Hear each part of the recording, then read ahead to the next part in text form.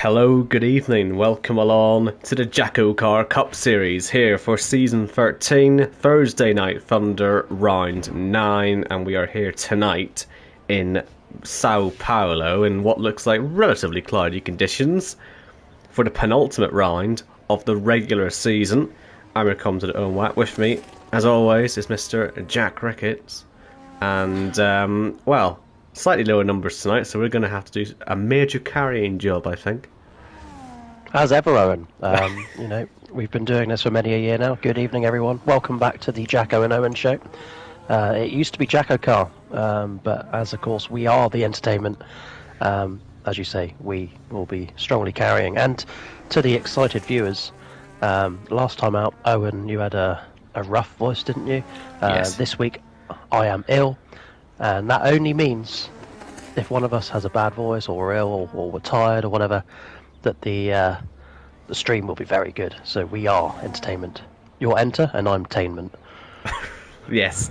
And we will start the excitement with Jamie Griffiths. You have noticed there's a few names that have popped up as joining, so I don't think we're going to race with 15 people, but it just means some people might not get a qualifying lap in. It's important this week and next week. Well, qualifying is important every week, but it all comes to a head in not just the regular season, in the fight for the playoffs and the chase, but also in the fight to win the Duels Championship, because that carries, I think, 5 playoff points for the winner of the Duels. And basically, the way we've been doing this season is that every week you're either in a duel, or you're in a triple threat, or you're in a battle for 4, and basically whoever sets the fastest lap time in their duel, triple threat, or whatever, gets a point. Whoever has the most points at the end of the regular season will get some playoff points.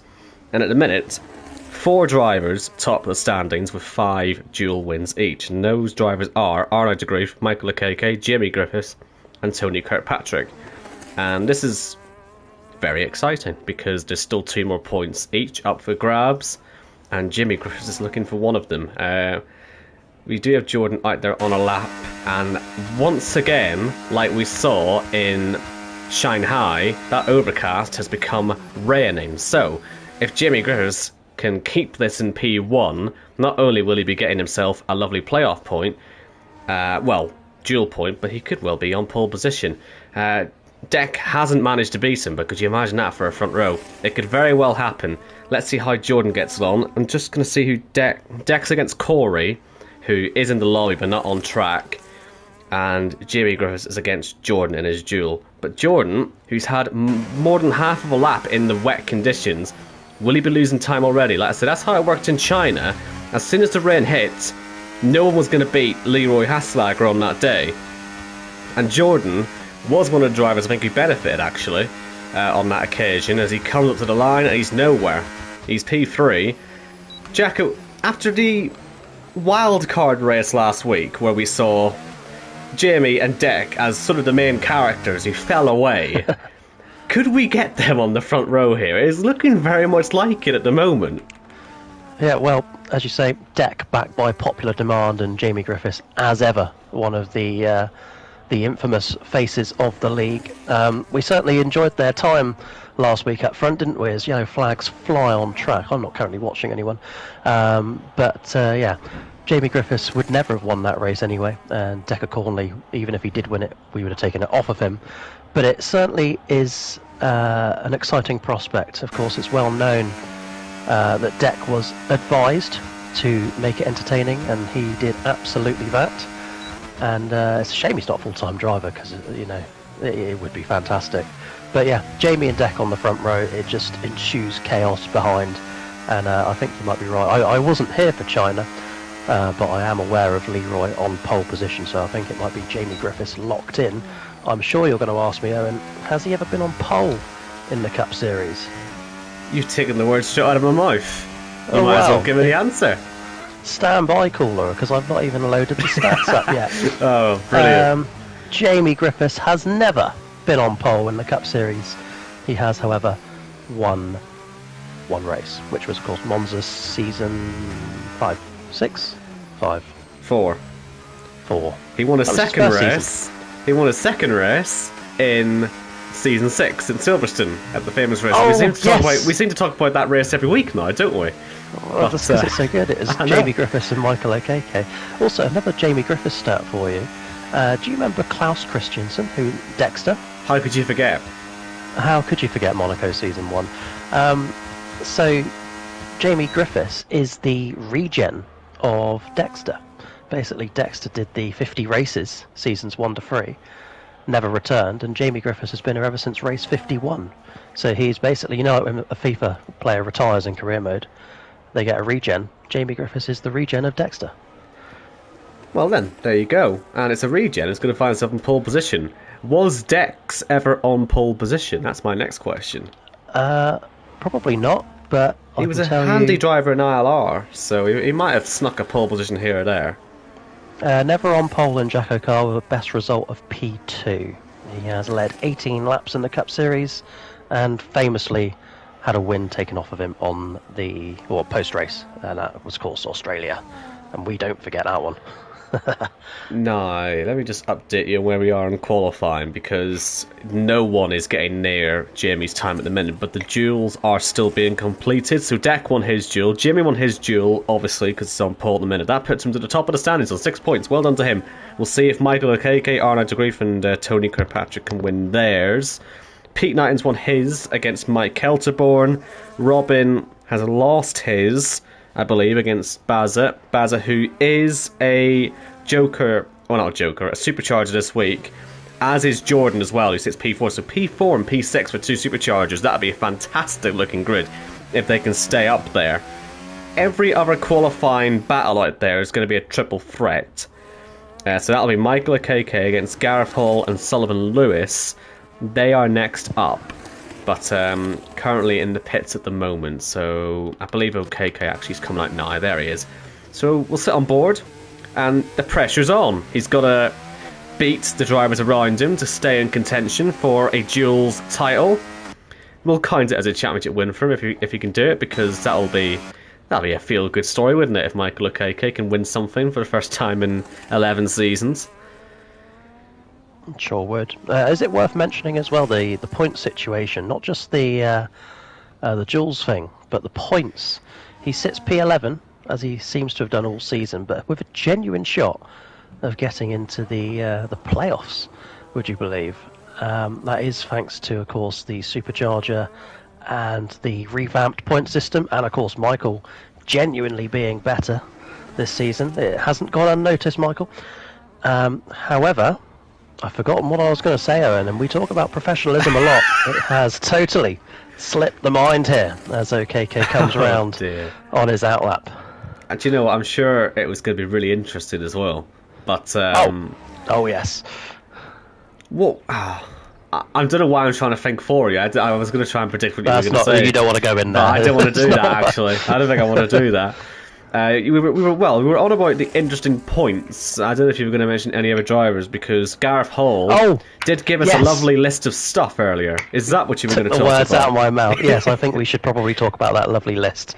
I'll let you do it, because I've ruined my moment. Okay, well, what's first to be pointed out is that Jamie Griffiths, who is currently on pole position, can only qualify for the playoffs by winning a race, which obviously he could do tonight from pole position. The other drivers in that same boat who have to win to get in now because they're too many points behind to get into the top 10 on points: Corey, Jack Craig, Jordan, who sits P4. Even though he's got that supercharger, he's somehow still far enough away. That's quite surprising. I wonder if Gareth actually thought about that. I'll try to do the math in a minute.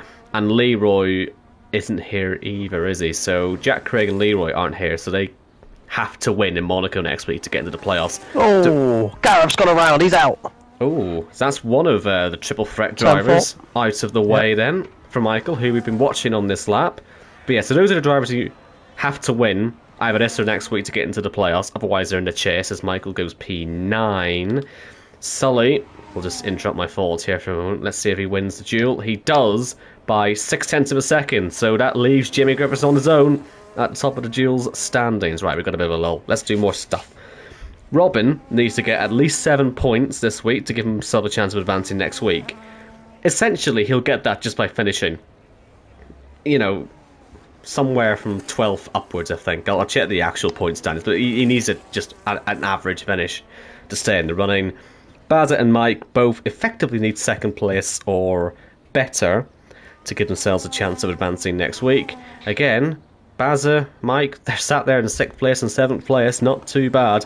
The top 6 in the standings, and they are, let me get that now, Jake O'Sullivan, Ben Shaw, Johannes Mellers, Arnoud de Grief, Tony Kirkpatrick and Casper Klein can all still win the regular season next week. And that's basically because Tony and Casper have their superchargers, so it can't be decided on points. So, yeah, those are all the interesting stats and facts, and presumably we'll have an even more impressive list of stats and facts for next week.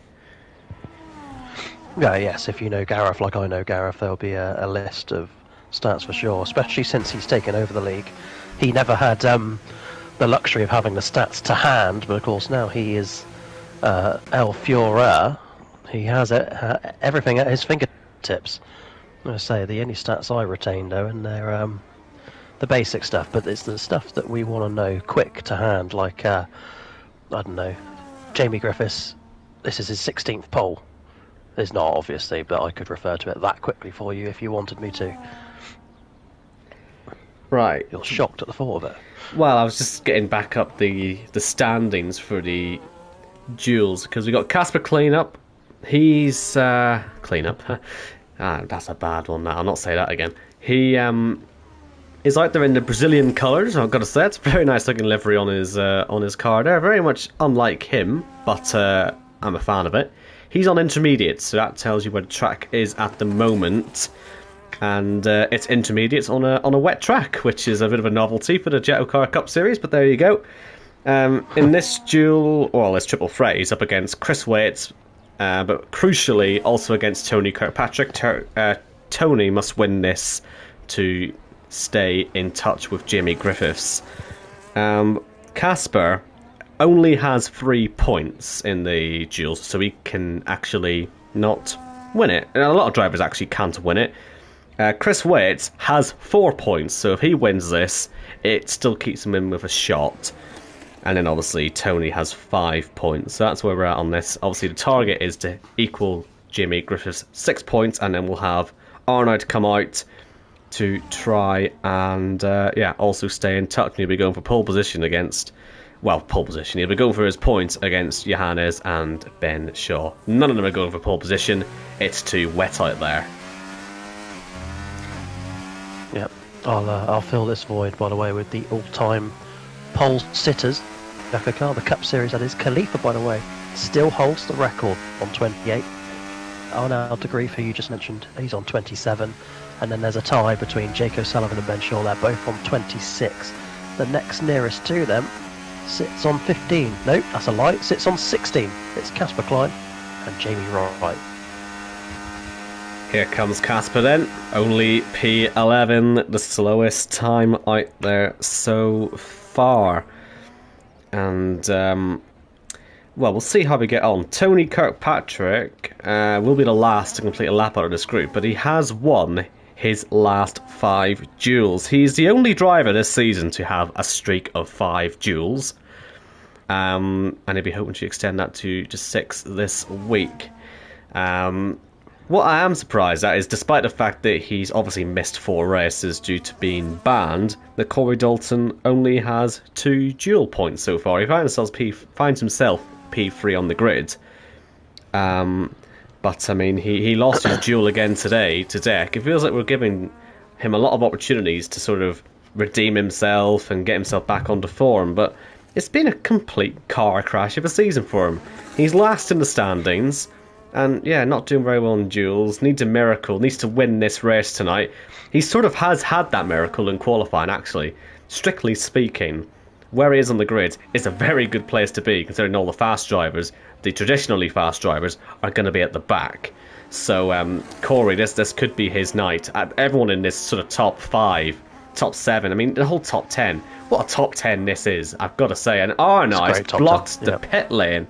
Arnoud's put it in the wall on the pit lane exit, I believe. And that means that Jamie Griffiths only has to worry about Tony Kirkpatrick here, because Arnoud's not even going to get a lap. He's been disqualified. And if Tony cannot beat Casper's time, then it'll be Jamie Griffiths who goes into the regular season finale in Monaco in the lead when it comes to the duels. So Arnaud, with yet another qualifying disaster. It feels like it's every week he's doing something like this.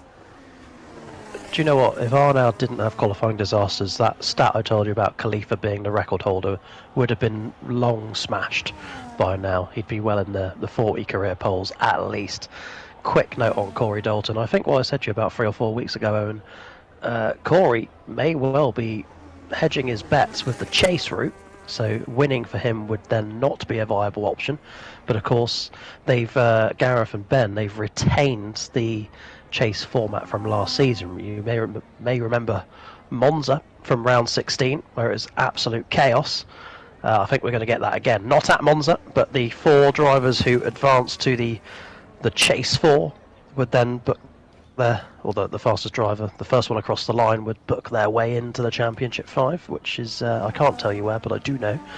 And another quick note on Jamie Griffiths, going back to him. You said he's got the longest streak of dual victories. What else does he have the longest streak of in Jackocar? Well, hold on. Who are we on about? Are we on about Jamie or Tony? Because Tony, who's just lost that streak, Griffiths. By the way. Tony's just lost that streak because he lost to Casper there. So that 5 in a row. Still the most of the season, but it's over now. Jamie Griffiths. I've no idea, actually. Will it be like most starts without a pole position? Until now. Well, that as well. Yeah. I was actually going to say most consecutive starts without missing a race. Oh. Really? The record is 83. Yeah. Wow. True story. That's actually really surprising. So race 51. Yeah, all the way up to... You know what? I used to have the stat. I no longer do. But when he joined in season 4, he then went 83 races deep. So I tell you what. What if we did 51, 83, race 134? Yeah, which would have been round 1 of season 9. A race in Portugal, which Arnaud de Grief won.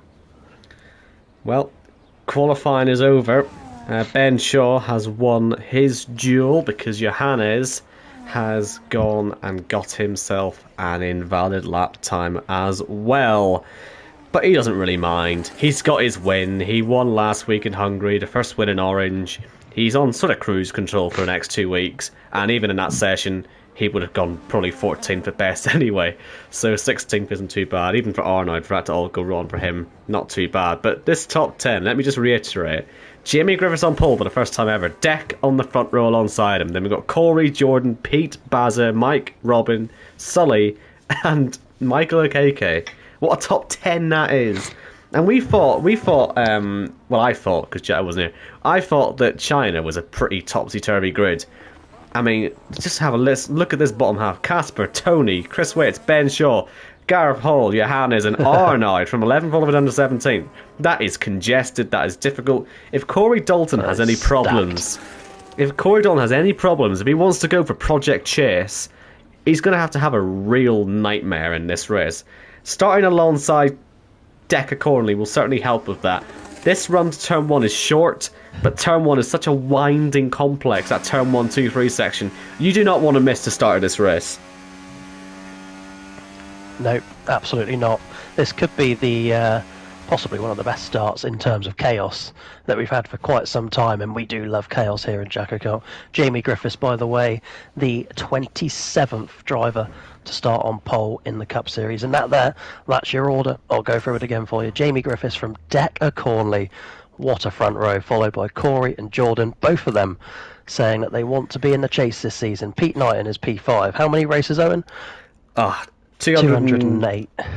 Is it 208? I thought it was 209 now. I think it is. It will be this week. then it's Bazza, the German Mike, the other German Robin Border, Sullivan Lewis P9, Michael Okeke P10. The rest, I take a great pleasure in saying this, are too slow and they're rubbish. I'll tell you what. I mean, we're on about Pete Knighton's record. He's also in quite a good position actually to break that, isn't he? Yes. A lot of records could fall tonight. You know, this is, and we don't know what the weather's going to be like yet. Is it going to be dry? Is it going to be another wet one? I've not looked at any of the chats. I don't know what we're expecting in this. Part of me hopes it's just sunshine. Well, it's sunset, but it doesn't look It anywhere is near for as now, rainy. yeah. For now. For now. I don't know any more than you. I'm just saying it as I look at it. It looks sunny, so sunny for now. I'm just trying to find you some more exciting stats. I mean, I'll tell you what. Let's go through previous race winners, starting from season 1. Thomas Stulens, he won here. He got his first ever win here, season 1, round 12. Then, of course, Riley Byes, his only win here, followed by Jamie Griffiths in season 3. Then Jamie Wright. Did I say Jamie Griffiths? Sorry, Jamie Wright in season 3, and he backed it up in season 4 and 5. The famous season 6 race where it's Christian Hataro, SD Mats, booking his way into what would have been the round of 6 back then. We then followed that up with Kieran Spears in season 7. Kieran Spears again, season 8. Corey Dalton, he has won here before, season 9. In season 10, it was the famous Nick Egan win. And then Corey Dalton again in season 11. And last season, Arnold de Grief. So it's one of the few tracks that we have seen every season in the Cup Series to date. Owen Wyatt. Just a Riley's win. That was still the last Championship 5, wasn't it? To have the winner not win the championship. In Cup Series, yes. Yeah, we've had somebody such a... ruined that for the Kia Series. We've had such a good run, but and also SC Mats. I know you're saying about round of 6. Was that not a race? Was that not the very first chase winner?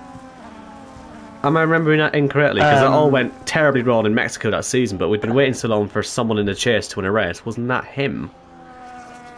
Wasn't he playoffs or something like that? I think it was such a big deal because he was in the chase and then he blew it all because he got a free race ban for his crash in Mexico, and it was like he had such a big points advantage because of that win, and then he blew it all at the end.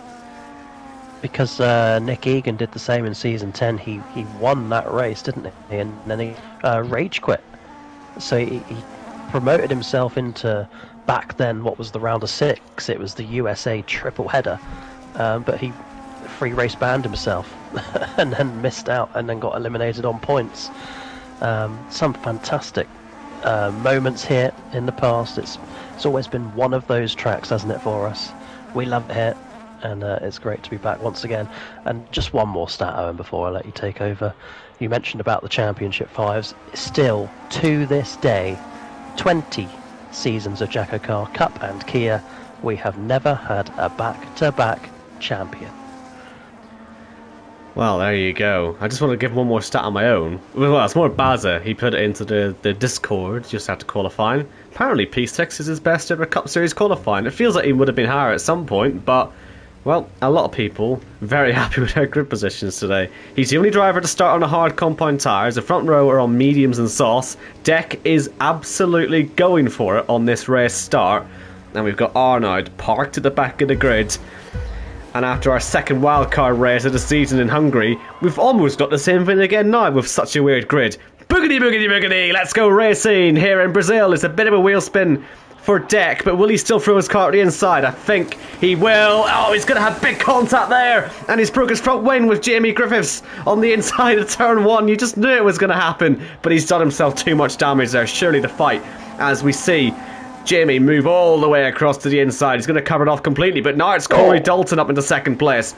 And like I say, if he wants to win this race tonight and destroy his plans of Project Chase, this is his best chance to do it. Casper is already up into 4th place. I have no idea how he's done that, but what a start again. Not the first time we've seen this from Casper. He went from, what, 5th to 1st in a matter of seconds, as we have a car at the back. If it's Robin, I believe. Chris Waits. Oh, was it? As up to Chris 3rd Waits place. wing damage, P17. Moving to 3rd place, Casper. Like I say, similarly in China he had that rapid start, and he's done it again here in Brazil. I mean, how on earth? He's right behind Corey Dalton. He can't believe his luck on those soft compound tyres. But it's Jamie Griffiths, who I hope hasn't got any side pod damage after that nerf into turn 1, who leads here in Brazil. And Baza has got a bit of a train already behind him. Michael Akeke pulling alongside. Sullivan Lewis pulling alongside. And Baza going too deep on the brakes and going wide at the first corner. Where is he going to come back on? He's way down. He nearly gets hit. He does get hit. Oh, no. Who was that? I think that was Gareth. And, after his best ever Cup Series qualifying, it's all gone wrong. But Corey Dalton trying to go for the lead as well, as Baz is actually a connection issue. That might have been what caused that. As Ryan outside, into the lead goes Corey Dalton. And he will hope and pray that Jimmy Griffiths... Oh, he's hit him, actually. Jimmy Griffiths has broken his front wing. Wing damage. I was going to say he'll be hoping that Jimmy will hold up Casper. With that little bit of damage, he might hold him up for a couple of corners at most. But it's Corey leading, and I'll finally let you have a chance to talk now, Jacko. What a frenetic first 2 laps that was. Fantastic job from Owen Wyatt as ever there as I take over towards the end of lap 2 here. What a great shame for Jamie Griffiths with that wing damage. He's on the medium tyres, so he's got to try and long this one out if he can. But on to the straight they come then. Corey Dalton will lead lap 2, but Casper Klein, it's going to be easy as he moves up into P2, and he's going to get an incredible tow into turn 1 behind Corey Dalton as he sets the fastest lap. He's not going to do it this time, but he is there. How long can those soft tyres go for as Chris Waits pits from what was P17, but of course Baz's car re-overtook him. He is not in the lobby. Lap 3 here in Brazil. Jackocar delivering so far as Corey Dalton continues to defend into turn 3, 4 from Casper Klein. And Pete Knighton attempting to get past Jackocar as well, who, despite that front wing damage, of course, is still fighting to the death. And for Pete, like I say, a P4 would be a very handy result for him as he sits on the verge of entering the playoff conversation. So he needs to keep his nose clean tonight. But of all the cars to be stuck behind, he'll have been hoping it would have been anyone else. But you know what? For all the issues Dex had, he's hanging on to the back of the top 3 quite nicely.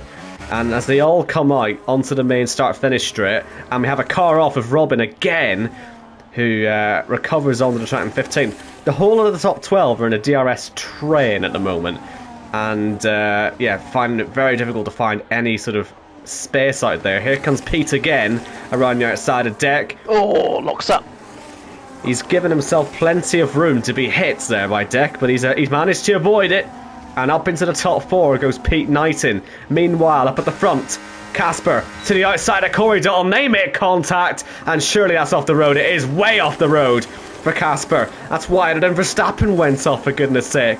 And he somehow holds on to second place. But Corey there showing that he's going to be aggressive as well to hold on to this lead. He wants to win this race, Jacko. He sure does, and you know what, Jamie Griffiths, credit to him as well with that wing damage, a bit like Deck, he is staying in the fight. The front 2 have not scarpered yet, and that is the benefit of the medium tyres, and also Corey just playing the defensive role. Pete Knighton, however, will be getting the sniff of this and thinking he's got half a chance of at least getting on the podium, but we all know what can happen to Peter Knighton, and hopefully it doesn't turn to 209 this evening. It goes back to 0. What a race win it would be for him as he tries to get himself into the playoffs one more time. Here's the end of lap 4. Corey Dalton still leading the way. Arnold's had a horrible lap. He went off on the way up the hill, and he's way at the back of the field now. Only ahead of Chris Waits, who had that pit stop, but Arnold well detached here as Corey has a big moment through turn 1. This is going to be difficult to hold on to, even for him. And we know that Casper tends to run set-outs which have massive straight line speed, so how is he going to be able to defend this, Corey Dalton? He doesn't defend it. That's what's going to happen as... Oh no! They come together, and off to the inside goes Casper. I thought he'd made the dummy work. He hasn't. He's fallen down to P7. Oh, and look at that. He's got Ben Shaughner's inside as well. He's going to lose even more ground. Pete Knighton's up to second place. Say less. The last time he was second hero, and is that famous race in season, I think it was 2, when he was fighting Jamie Griffiths and Khalifa, and then he got penalised for it. That one was out of my control, would you believe? But Corey Dalton leads, Pete Knighton P2, and I had to say I was on board with Casper for that one, and he threw it up the inside, but he was nowhere near on making that one done. So fair game in my eyes, but of course the stewards may have their own say. He now finds himself P8, Johannes behind, Ben Shaw in front, who's attacking Jackocar, still with that wing damage, still out there on the soft tyres. Ben Shaw lifts, and again, no, he's pitting. They both are. Wow. Casper followed them too, and that could have been a massive problem as Jamie Griffiths fights away with Tony, the reigning champion, up into the top 3. And Robin there gets a speeding penalty, but Deck... Will he change the front wing? No, he will not. As Sullivan gets himself past Jimmy Griffiths as well. I'm watching the pit lane because Deck has come out ahead of Ben Shaw, ahead as well of Casper, who's lost so much ground on that lap. And Pete Knighton is into the DRS range of Corey Dalton, the man bottom of the championship, currently leading this race. But can he hold off the Season 1 champion? What a storyline we've got going on here. You can write this sort of thing. What a race. Oh, that's stunning, isn't it? Peter Knighton, by the way, has led 231 laps in the Cup Series, 3 race wins and Season 1 champion, as you've been told, chasing down Corey Dalton, who has never won a championship, back from his 4-race ban this season.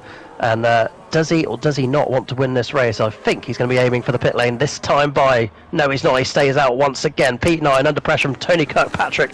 Here he comes, and the reigning champion up into P2. It's done by turn 1.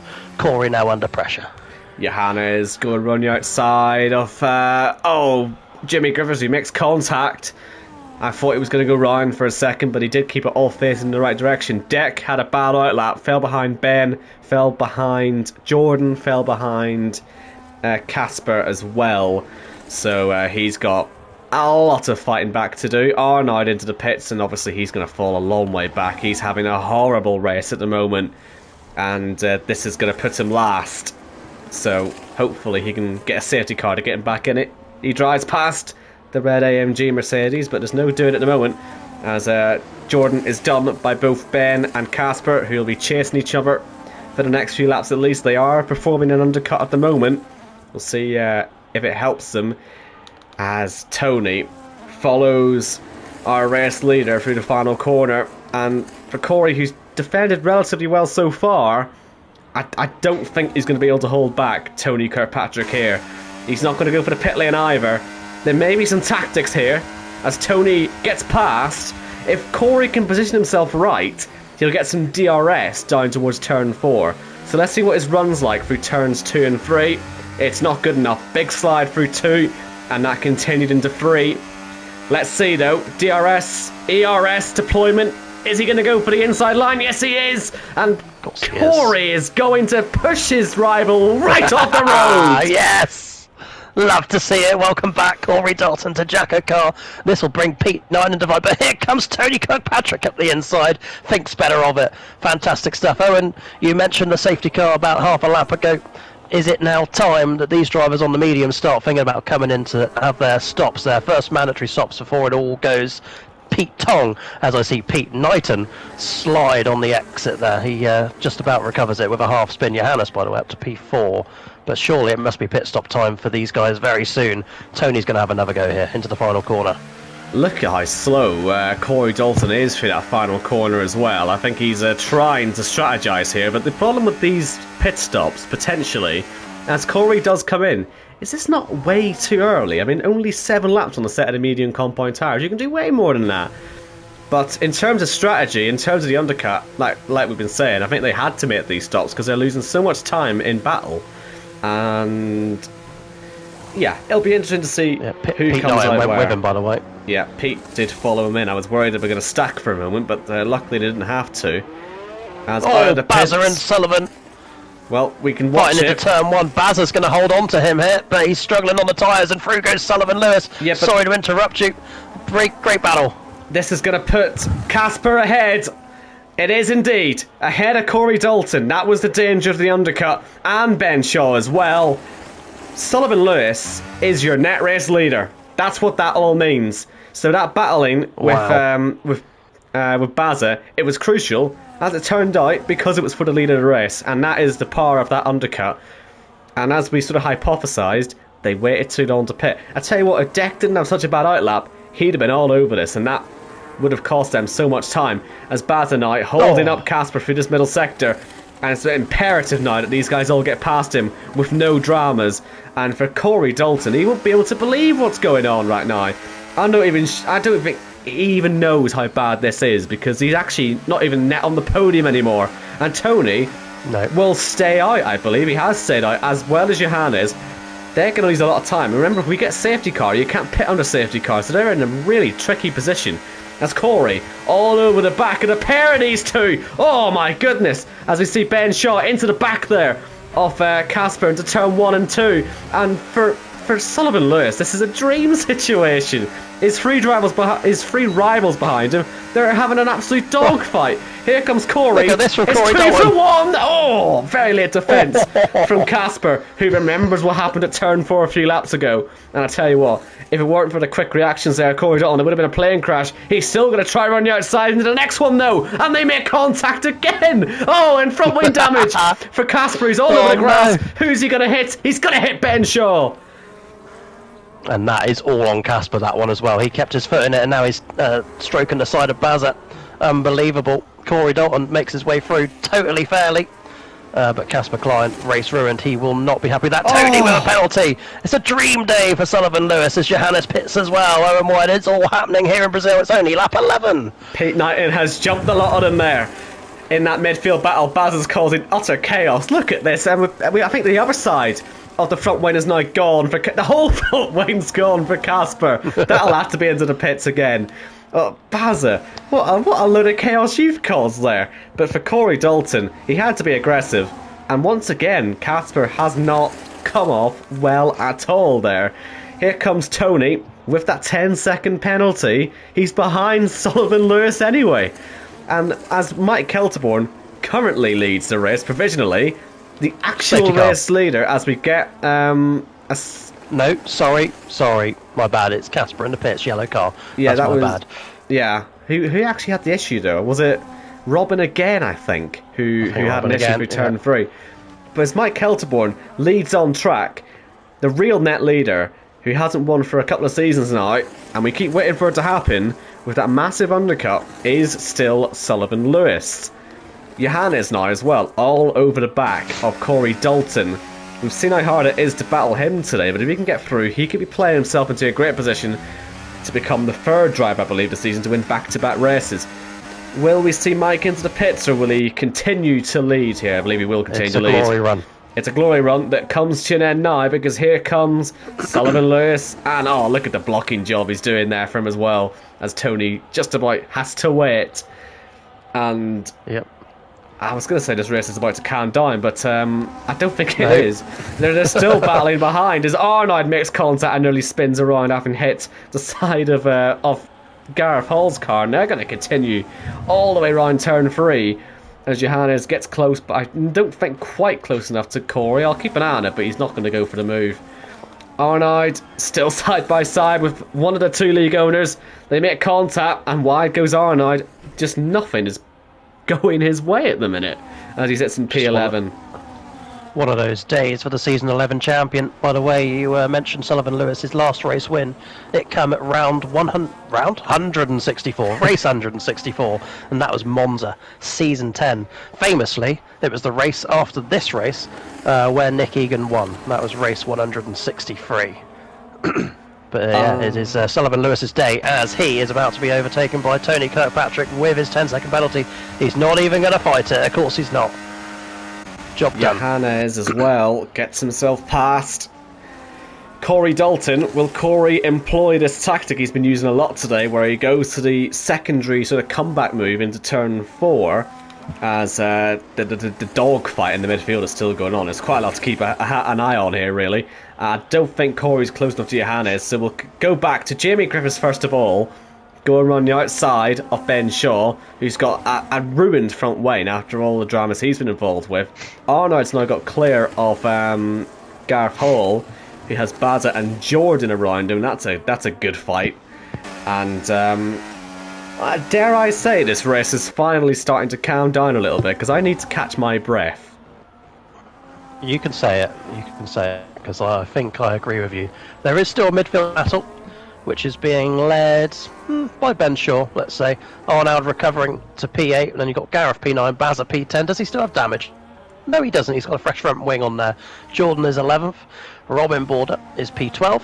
And that kind of is the midfield, really. Because the rest of them, Chris, Michael, Mike, Casper, and Deck, are nowhere to be seen. Tony leads another lap. And then he's got Johannes on his tail there. Is that for position? I believe it is, isn't it? That's for the lead at the moment, yes. Yeah. it has to be said, based on how Tony's driving at the moment, I wouldn't actually be at all surprised if he's able to overturn this 10-second deficit. The thing that will play against him is if we get a safety car. We still have all 17 cars in this race at the moment. Especially if that safety car comes late. You know, before he can make that second pit stop, then he'll be in trouble. But at the minute, I think he'll be able to make the gap. And at the minute, it's Johannes and Sully racing for the lead. And let's say Johannes coming back from, what, 16th on the grid, wasn't it? Big opportunity here to hit that back-to-back win.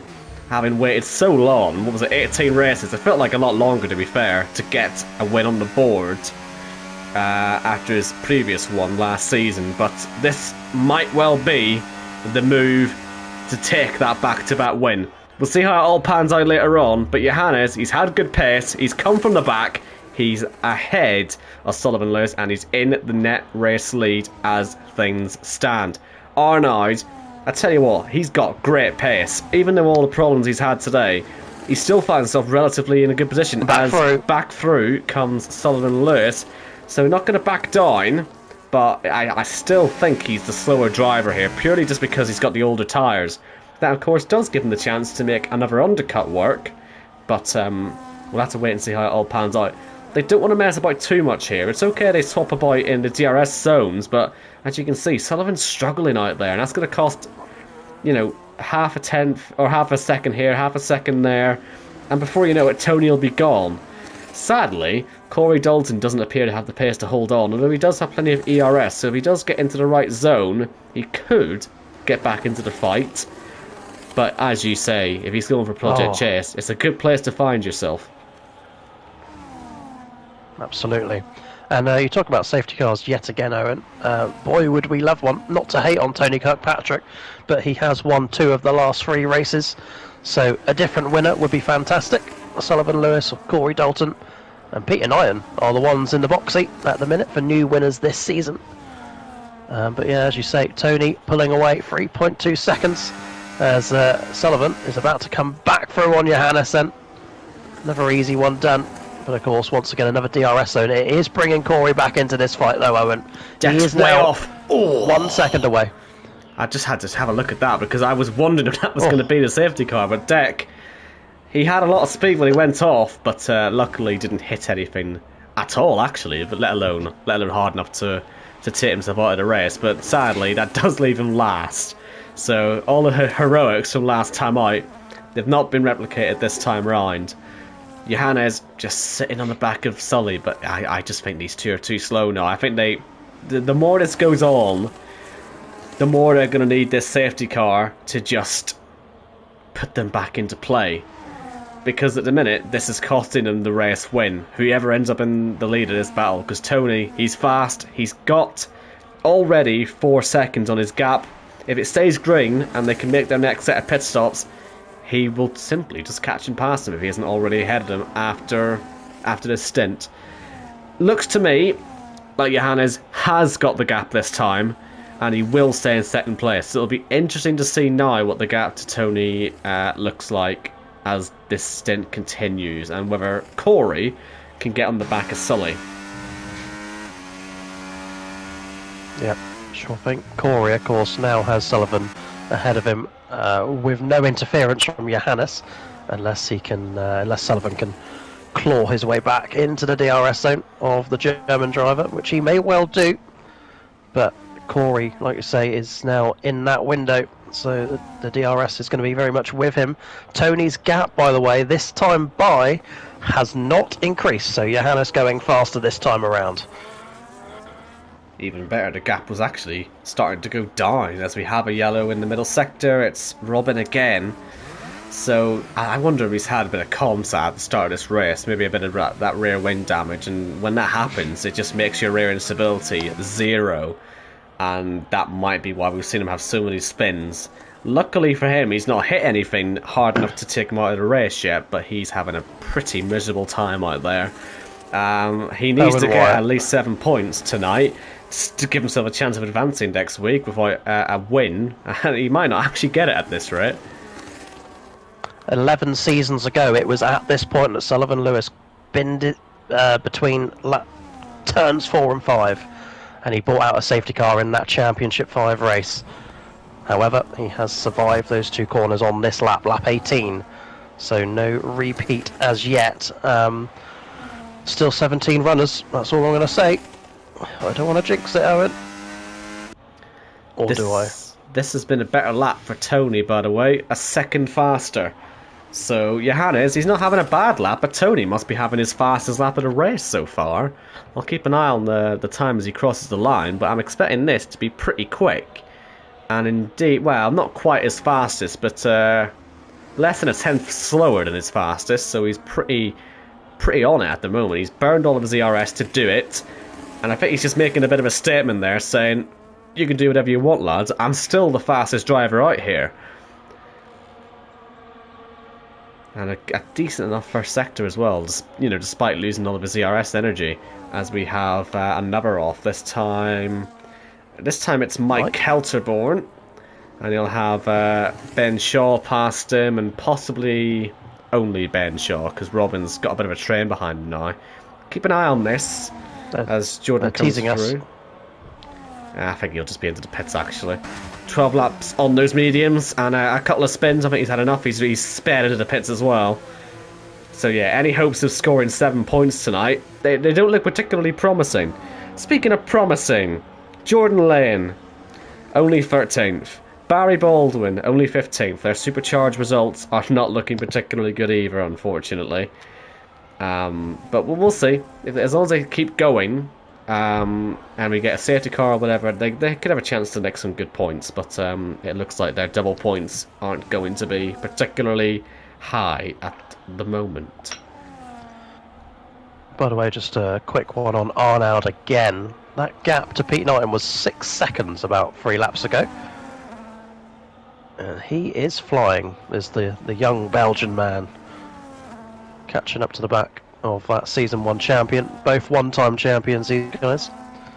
It won't be too long, I don't think, before you see a pass. Speaking of potential Corey passes... Dalton, as close as he ever been to Sullivan Lewis in this race. I took the words out of your mouth, didn't I? You did indeed. Yes. They had to negotiate. I think that was Robin, wasn't it? So I wonder if that's caused him any issues, but they're ready to fight. Casper back into P9 ahead of Michael Akeke, who's just keeping his nose clean at the moment. Pete Knighton, as things stand, will overtake him and Ben Harrett in the championship standings. But with Gareth Hull, well, Gareth Hull's ahead of Michael as well. So I can't be bothered actually to do the miles, because someone else will do it for me. As Sullivan Lewis speeds into the pit lane. That makes Johannes' life a lot easier. Tony taking his penalty as well. But I was going to say, Pete Knighton looks to me like he'll be into the top 10. It's just whether Gareth Hull stays in the top 10. I think in a minute he will do in the championship standings. Obviously, it's those top 10 that go through into the next stage of the championship playoffs. So, and that'll all be decided in Monaco next week. Very much worth tuning in for. I recommend it. As Chris Waits battles away with Jordan. Looks like that's a freeway battle as well with Mike Kelterborn. Obviously, with these two that have just pitted, Tony and Sullivan Lewis, if any accidents happen now, it puts everyone around them in a pretty difficult position.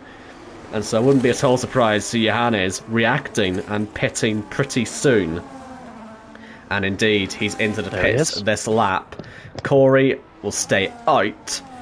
And like I say, with the way the rule set is, it just puts you a little bit in the danger zone. If we get a safety car, for instance, if a car puts it in the wall, like we've just seen Michael Akeke do, and he's beached it, that's a beached car. If that stays there for too long, the game could put the safety car out. So, he's had to reset the track. I don't think he's ghosted. Anyway, yeah, well, he's had Bazza all over the back of him, so he didn't ghost. Wow. I don't think he had a choice there. In fairness, I mean, you'll get a penalty for it, but he would have been stuck there all day and disqualified otherwise. but that probably is the closest we've gotten to a safety car incident this evening. JB Griffiths, by the way, is back up to P3, having a good run on the hards. I know this is a pit stop phase. Johannes behind him, but going well yet again, the young Welshman. Yeah, Jimmy Griffiths, who sadly needs to win this race really to make any good progress, but still.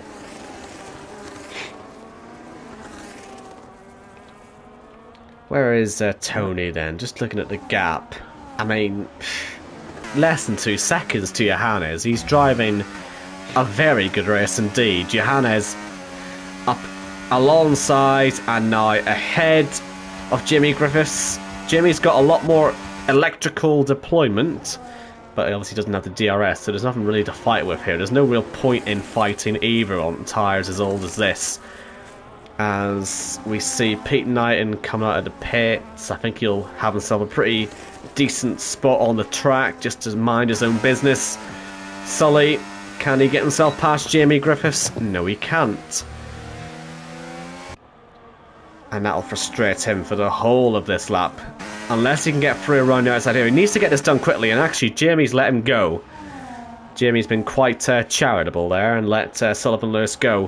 What about Tony Kirkpatrick? Will he be as nice to him? Somehow I think not. I think, like us, he wants to see a good race here, and I think he'll try his best to make that happen.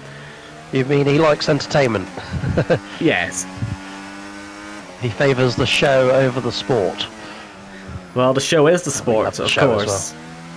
Well. Oh, absolutely. Here we go then. Defensive line for Jamie Griffiths. I think Corey's going to do... Oh, look at this. Yeah, he likes the show. Corey Dalton, by the way, I think he's just going to stay out and run those tyres into the ground just to get a few laps led, because I'm sure he doesn't want to win this race. I'm almost certain of it. Yeah, but look at what's going on behind him. He's got people on new tyres and, you know, who've made pit stops. They're all faster than him. If they start attacking him at some point soon, he'll have to do something about it. So this is a relatively bizarre situation for him to find himself in. Of course, if he can hold track position here, he'll be able to pit for some new mediums or maybe some new softs at the end. And if he does that at the right time, and again if we get a safety car, then that suddenly puts him in the box seat. So I can see the logic of what he's doing, but it is a rather difficult position for him to be in. I wouldn't like to be where Corey is right now. No. Not at the rate he's losing time. It's not just a few tenths a second, is it? A few tenths a lap, sorry. It is seconds every lap. I mean, that's 3 seconds in about a lap and a half. In fact, Johannes closing up on him. Sullivan Lewis trying to get back within DRS, but he's dragging Tony Kirkpatrick with him. He's going to let him go, in fact, here. Yeah, that's not his fight. Teammates there. I took the words out of my mouth. 2-1. Yeah. Oh my, look at this for Corey Dalton. He's got Baz all over him. Every time I cut away from him, he just gets attacked. Oh, and wide there goes Robin as well, who's a part of all this. He's got Michael Akeke on the back of him. That'll give actually a little bit of relief to Corey Dalton. Only one car to deal with in this, but yeah. How long does this go on for is what I'm curious about, because I mean, you can probably pit now for some nice fresh mediums, and that'll do him. As we see Arnaud getting past Jamie Griffiths as well. But let's see.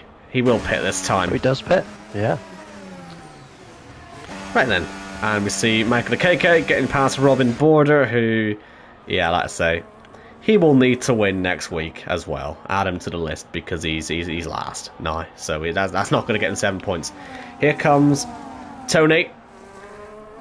And there you go. It didn't take too long, did it? He caught himself up, and he'll probably disappear now. Unless, of course, Johannes has anything to fight back at him on this second DRS zone. But I don't know. There's been an air of inevitability about this.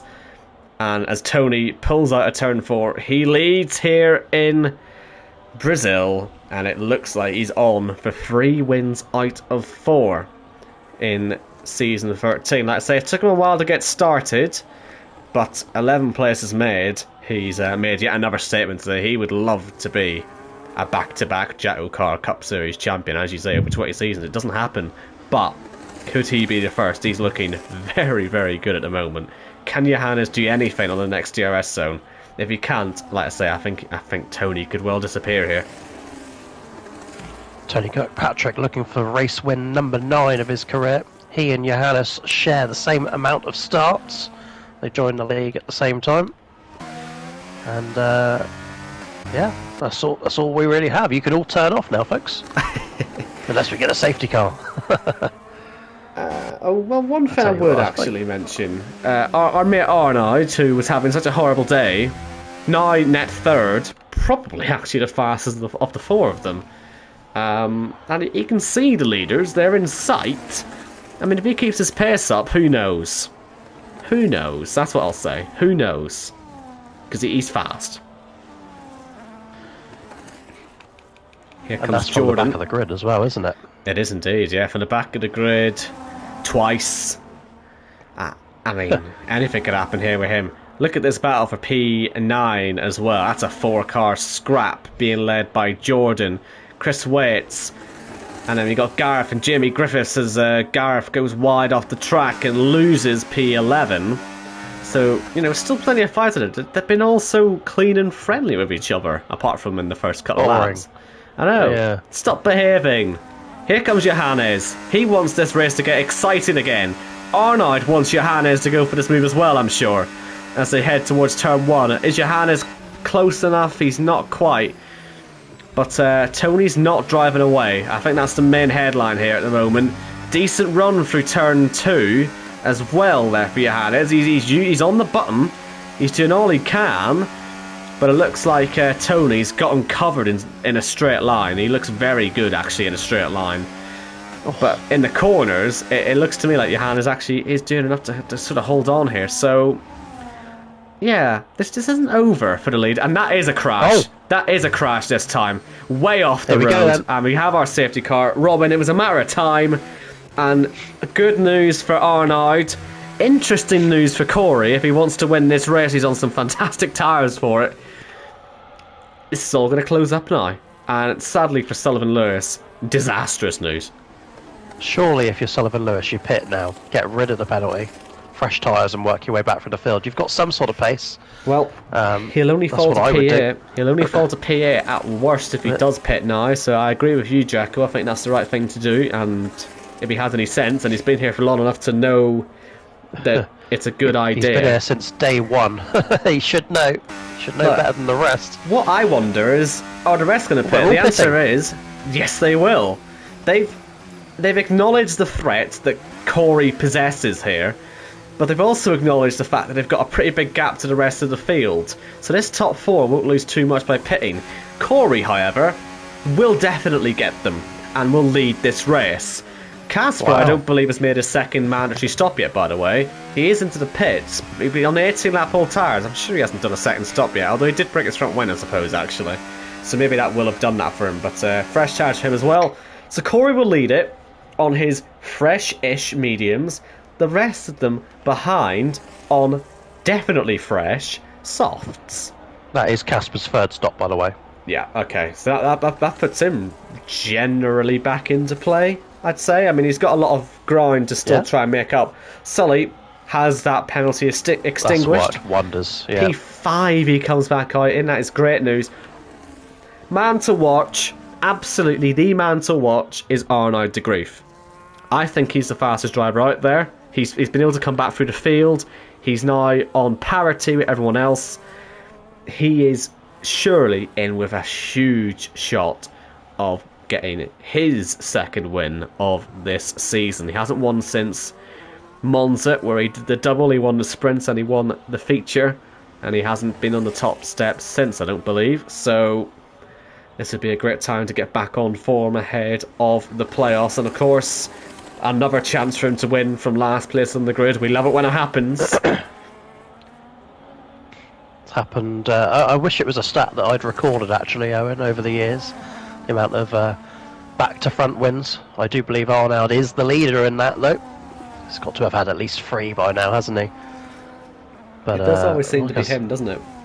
it is always him. Like I said, in qualifying, if he didn't botch all his qualifyings, he would have the most poles all time. But instead, he's second on the list of most wins because he likes to do it the hard way. And of course, second to Jake O'Sullivan, who has been, I was going to say, been very quiet, but he's not here. So that'll Well, be why. Yeah. It's been so peaceful without him. It's been lovely. Yeah. He's going to tell me all about the rules I already know. Exactly. And the ones I don't want to know. Yeah. No, this It's our field, three-time champion we're talking about. I don't know if you noticed, Jacko, is not doing very much bunching up. So this safety car could be out for a fourth lap. And that wouldn't at all surprise me. I mean, the field were just so separated. I didn't realise it was as bad as this, because I suppose when you've been green for most of the race, this would happen, with a lot of pit stops as well. But, I mean, yeah, you got Jordan in the pit lane exit now, whereas the rest are weaving through the middle sector, so I'd be surprised if the safety car's called in on this lap. We'll see, though. I think it would benefit Corey the longer this stays out. But that's, of course, if he actually wants to win. It has to be... It just depends how aggressive he can be on the restart. If he really wants it. I don't think Corey's the type of driver who will sort of turn his nose up at a win when he's 5 laps away from it. As much as it would benefit his season to be a chase driver, that means, you know, to qualify for that Championship 5, he'd still need to win a mini Championship 5. It's not exactly easy anymore to get through the chase. No, not like it was. I wonder, because he was playoffs last season, so it would never have been at the height of his attention what the drivers in the bottom 10 were doing. A win for Corey Dalton would put him above Khalifa and level with Jamie Wright and Casper Klein on 19 wins each. That is equal third in the league for Cup Series wins. In fact, it's equal league in the third. Equal league in the third? What? Equal third in the league. All time is what I wanted to say. All time. Of course, I have the Kia stats right next door, and Yuri Haselager is actually, would you believe, 6th on the all-time list, but that is because he has 16 Kia Series wins, which I said many years ago, a Kia Series win is the equivalent of a... No, I think it was 3 or 4 Kia Series wins is the equivalent of a Cup Series win, something like that. Yeah, when you say it like that, I've always, when you've said that sort of stuff, I've always thought, yeah, that makes sense. But I mean, how many? Leo's only won 1 Cup Series race, hasn't he? 1 or 2. So to be that many 3. on 3. Oh, fair enough then. It nearly correlates then. Nearly. Yeah, well, technically, with that logic, it means I've got a Cup Series win because I have 4 in the Kia Series. So I would well, maybe we could love redefine to, it as 5 then. Transfer. No, I think. Hey, whose name's still above the door? Well, Corey Dalton is going to bring us to green. yes. As he comes up the hill, that safety car was Come off probably... that subject very quickly. Yes, for your own benefit. That safety car was definitely out for 1 lap longer than it should have been. There's still potential for another one if we get any incidents on this restart. But how is Corey going to approach this? We saw how aggressive he was into turn 4 when it came to defending. And all the drivers behind him, Tony, Johannes and Arnaud, have won a race this season. They don't need this win as much as Corey does. And it looks to me like Sullivan Lewis had a good start as well. He needs this win too. So, oh, he's crashed. Oh, okay, big damage. Forget He's not that going to then. get it. Yeah, he's not going to win this race. That blows his chances out of the water. He might as well have that 10-second penalty again, for goodness sake. Corey has survived turn 1. But yeah, I suppose it's a little bit of a dilemma, because will these guys want to face Corey in the playoffs? No disrespect to Corey, but I'd say the answer to that is yes, they would, because I don't think he'd get through to the Championship 5 again with how sort of up and down he's been and the way the eliminations work in the new system. I know he got there last season, but I think these guys, if they could have Corey in the playoffs rather than the chase, I think they'd take that option. So there's a bit of tactics here for all of them in terms of who to let win. And some people may be saying, well, they're not going to be thinking about that. Yes, they will be. They have to be. Arnaud looks racy. Arnaud does look racy. But Arnaud looks racy, yeah. I think the issue here is that actually Corey's going to be mugged here, isn't he? I don't think he actually will have a chance. Oh my goodness. He does pull across though. a perfectly fair block, but do you know what? In terms of being mugged, he's not actually been overtaken yet. It's a great bit of defending, that and is. he's been hit up the back here, but he's going to use up all of his ERS alliance as well, isn't he, on this back straight to stop the DRS, which is open for everyone now. I think Corey's going to hold on to the lead here. How has he done that? I can't believe it. Running outside goes Tony, off the track goes Tony, and through goes Johannes, and through goes Arnaud. Well, fair play, Corey Dalton. And look at that, front wing damage as well for Tony, who's gone to the back of Arnaud. Oh, we've got more moves. Peter Knighton! Yes! Wow! Look at that. Love it! He's back. Girlfriend watching, he knew that as well. What a move. Love that from Peter Knighton. Can he win this race? Well, Surely not. Surely not. He's got a history here. Obviously, that was season 2, season 3 race where he was smashing his way to victory until he didn't. But he can get his elbows out as much as Corey Dalton can. Johannes now is going to be the driver to attempt to get through. But I mean, Corey, he's using his ZRS. He is doing everything he can to defend this.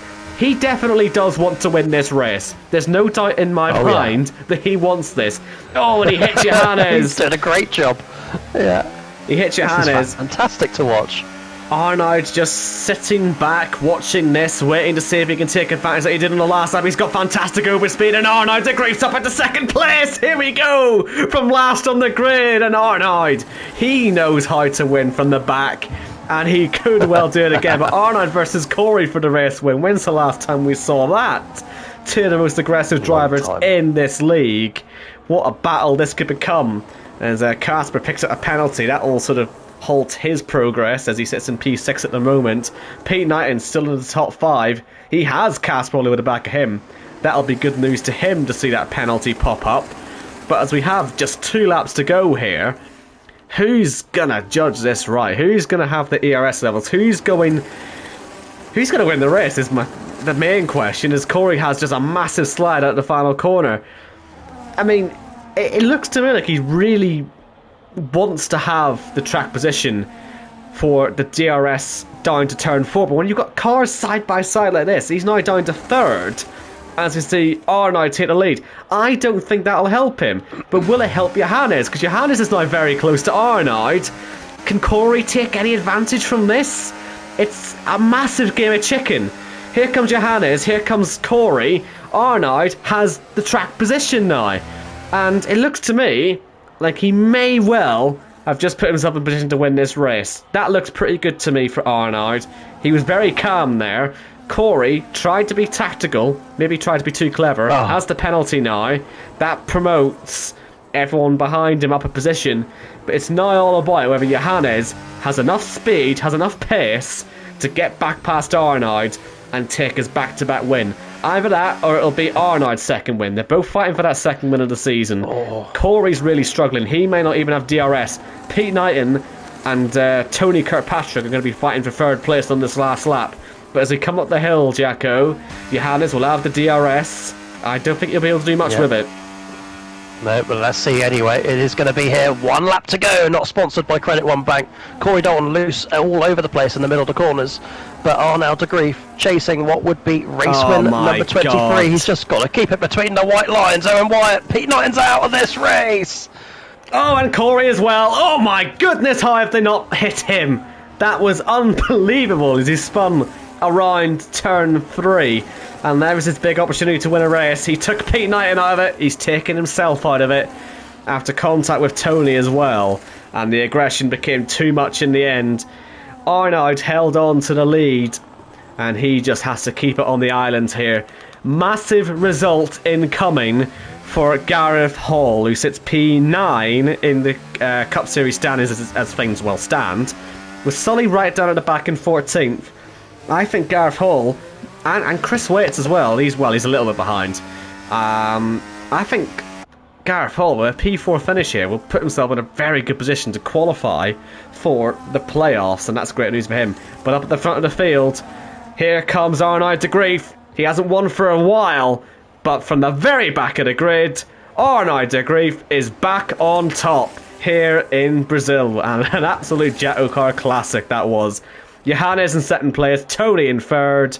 We've got an airplane crash on the start-finish straight. We've got Tony, let's say, in third. Gareth did end up in fourth. We'll confirm the rest of the field later on. Let's say that's a massive result there for Gareth, who was in P9 in the standings. He'll jump Sullivan Lewis. I don't think he'll quite jump Chris Waits, but I mean, we'll try and do the maths later on. P7's about as much as any of these guys who haven't won a race this season can aim for in the regular season. But I'd say that result for Gareth, that puts him pretty much into the playoffs, I'd say.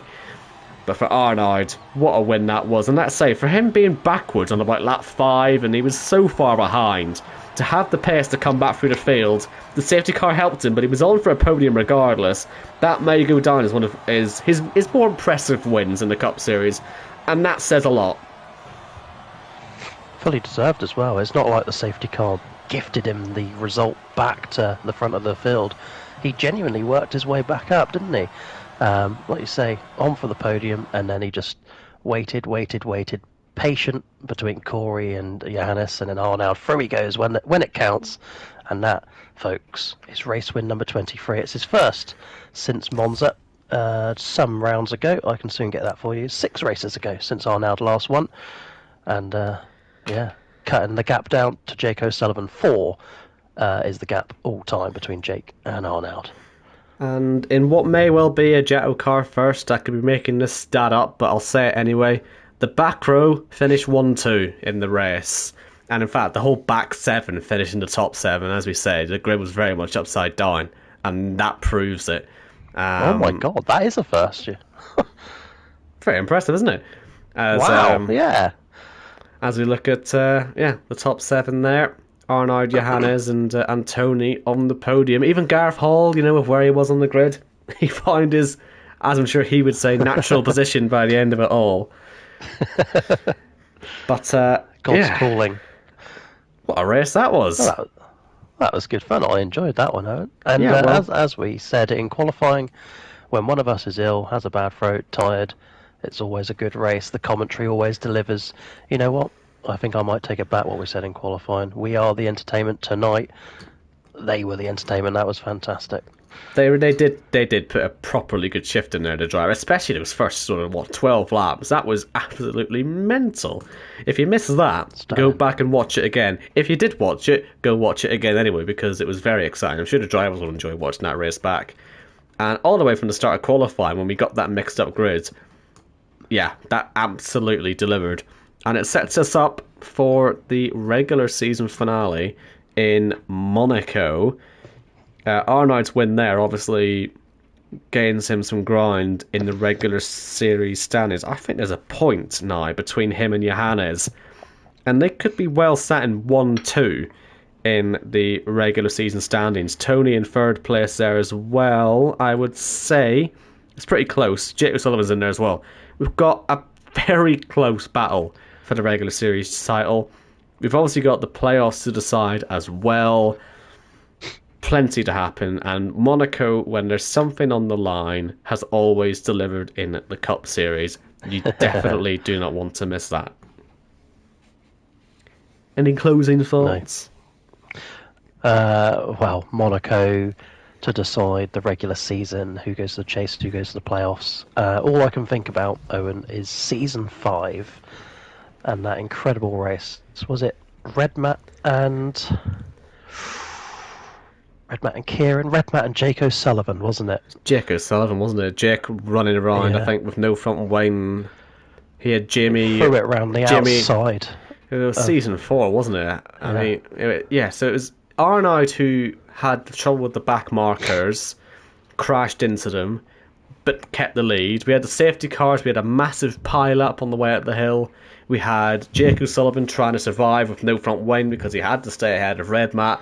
Jamie Wright was doing all the defending on Jake's behalf, but then broke too late and crashed into him. Redmat got ahead of him.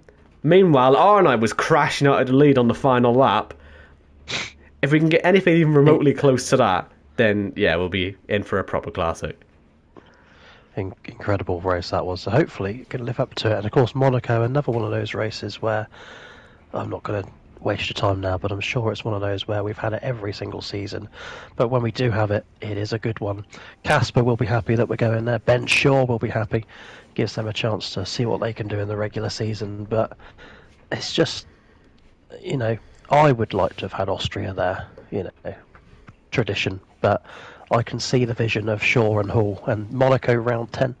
It does make a lot of sense with this rule set. And we will see you there next Thursday. Let's say I'll try not to waste your time too much either. That was a classic. And we will see you next week for hopefully another one. Enjoy the rest of your week. Enjoy your weekend. And we'll be here next Thursday to do it all over again. Safe travels. Cheerio.